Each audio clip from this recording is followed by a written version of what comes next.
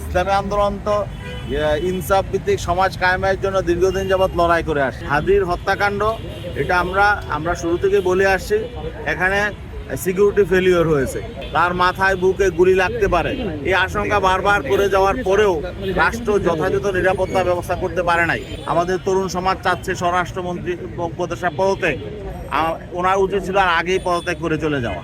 উনি চরম ব্যর্থতার পরিচয় দিয়েছেন। আগামী দিনে আধিপত্যবাদের চিহ্ন বাংলাদেশে থাকবে না ইনশাআল্লাহ। ইসলামী আন্দোলন আমি কিন্তু শুরু থেকেই বলেছি, ইসলামী আন্দোলন তো ইনসাফ ভিত্তিক সমাজ কায়েমের জন্য দীর্ঘদিন যাবৎ লড়াই করে আসে, তাই না? এবং এখানে বৈষম্যহীন একটা সুশাসন প্রতিষ্ঠার জন্য রাষ্ট্র ব্যবস্থায় যাতে সবার মধ্যে ইনসাফ কায়েম হয়, বৈষম্যমুক্ত সমাজ এবং রাষ্ট্র প্রতিষ্ঠা হয়, এই জন্য আমরা আন্দোলন করে যাচ্ছি। এবং জুলাই অভ্যুত্থানে ইসলামী আন্দোলন বাংলাদেশ রাজনৈতিক সংগঠন হিসাবে ছাত্রদের সাথে ছিল, তরুণদের সাথে ছিল, সংগ্রামে ছিল। এবং আগামী দিন গণতান্ত্রিক উত্তরণেও ইসলামী আন্দোলন বাংলাদেশ গঠনমূলক ভূমিকা পালন করবে।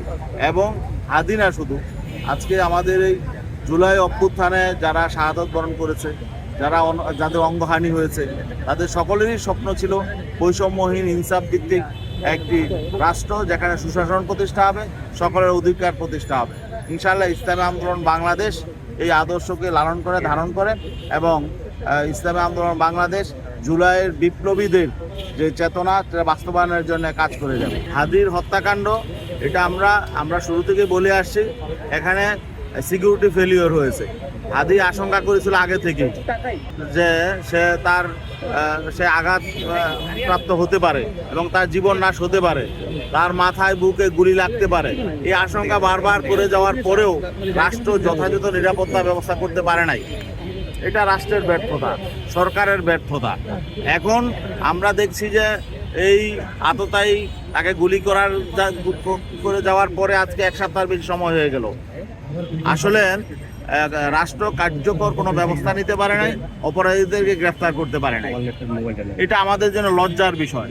এবং এখানে যে বিষয়টা আমাদের তরুণ সমাজ চাচ্ছে স্বরাষ্ট্রমন্ত্রী উপদেষ্টা পদত্যাগ, ওনার উচিত ছিল আর আগেই পদত্যাগ করে চলে যাওয়া।